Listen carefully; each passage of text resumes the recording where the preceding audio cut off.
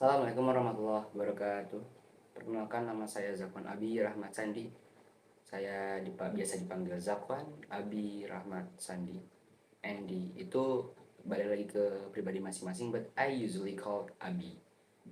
Saya berasal dari IPB Angkatan 60, Tridata Bratasena, dari Fakultas Perikanan dan Ilmu Kelautan, Departemen Teknologi dan Manajemen Perikanan Budidaya. Sebagai seseorang yang sedang berada dalam fase perubahan, fase transisi dari seorang siswa menuju mahasiswa. Tentunya semakin bertambah umur, semakin banyak juga masalah-masalah yang akan kita hadapi. Dari segi namanya saja sudah berbeda ya, dari siswa ke mahasiswa. Yang dimana dulu kita tuh siswa, kita masih berada di dalam pengawasan orang tua banget gitu kan, kita masih diperhatiin segala macam, masih dibantu ini itu, dicekokin semuanya gitu kan.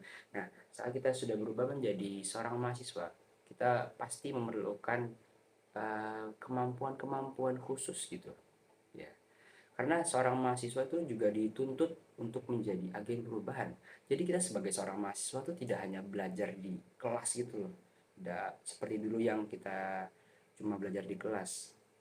Ya bahkan dari dulu kita juga sudah banyak mengikuti kegiatan-kegiatan luar kelas gitu, karena saat kita menyandang gelar sebagai mahasiswa, kita dituntut untuk membawa perubahan karena kita merupakan pemuda-pemuda yang diberi kesempatan untuk menambah wawasan. Jadi selain dari belajar apa yang ada dalam kelas, apalagi sih kemampuan-kemampuan yang perlu kita punya untuk kita dapat mewujudkan impian kita sebagai agen perubahan? Apa ya? Agar kita bisa mewujudkan impian kita sebagai agent of change, tentunya kita tidak hanya belajar di kelas, karena most of the time kita spend kuliah itu sebenarnya bukan di kelas, tapi bagaimana cara kita mengembangkan skill-skill kita di luar kelas untuk menjadi agen perubahan. Baiklah, ada beberapa kemampuan yang harus kita miliki atau soft skills yang kita harus miliki untuk menjadi seorang agen perubahan, mahasiswa yang ingin mewujudkan untuk menjadi agen perubahan. Yang pertama adalah problem solving, yang paling penting, karena kita hidup di dunia ini tidak bakal luput dari yang namanya masalah. Masalah kecil sampai masalah besar itu pasti ada aja. Nah, jadi kita tuh harus memiliki kemampuan ini, yaitu menyelesaikan masalah, karena banyak sekali orang yang ketika mereka dihadapi masalah, mereka tuh malah pergi, tidak mencari solusi alternatif bagaimana cara menyelesaikan ini, dan itu sangat cemen sih, miris sekalian. Kemudian yang kedua yaitu ada yang namanya adaptasi. Wah, adaptasi ini sangat penting karena kita dari masa transisi dari siswa yang sebelumnya apa-apa itu bisa minta tolong orang tua, kita harus beradaptasi untuk bagaimana cara kita menyesuaikan diri di lingkungan baru, yang dimana di lingkungan baru itu kita serba-serbi sendiri bro, kayak gitu. Ya aduh, kita harus bisa benar-benar sendiri gitu loh supaya kita bisa survive di dunia perkuliahan ini. Kemudian skills yang gak kalah penting juga itu public speaking, karena kita sebagai seorang mahasiswa khususnya untuk menjadi agen perubahan, kita harus bisa berbicara di depan umum. Caranya gimana kalau misalkan kita masih malu-malu? Ya cara paling mudahnya yaitu kita berdiri di depan cermin, kemudian kita ngoceh aja tuh dah, ngoceh di depan cermin tuh, untuk meningkatkan kosakata kita dan untuk meningkatkan keberanian, kepercayaan diri kita saat kepercayaan diri kita untuk berbicara di depan umum. Kemudian ada yang namanya time management. Apa itu time management? Manajemen waktu.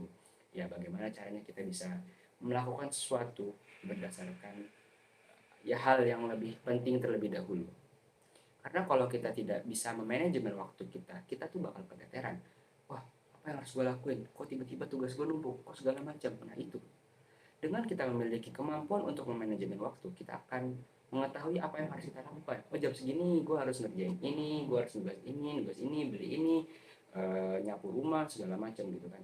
Nah, itu pentingnya manajemen waktu, karena kita harus dibiasakan untuk mandiri, tidak bergantung pada orang lain. Tentunya kita perlu bantuan orang lain, tapi most of the time we have to do it alone.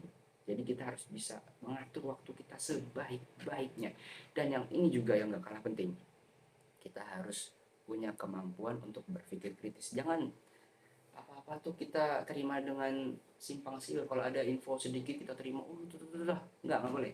Kita tuh harus memiliki sikap berpikir kritis, karena dengan berpikir kritis dengan berpikir kritis kita akan bisa menyaring apa yang masuk, informasi yang kita dapatkan.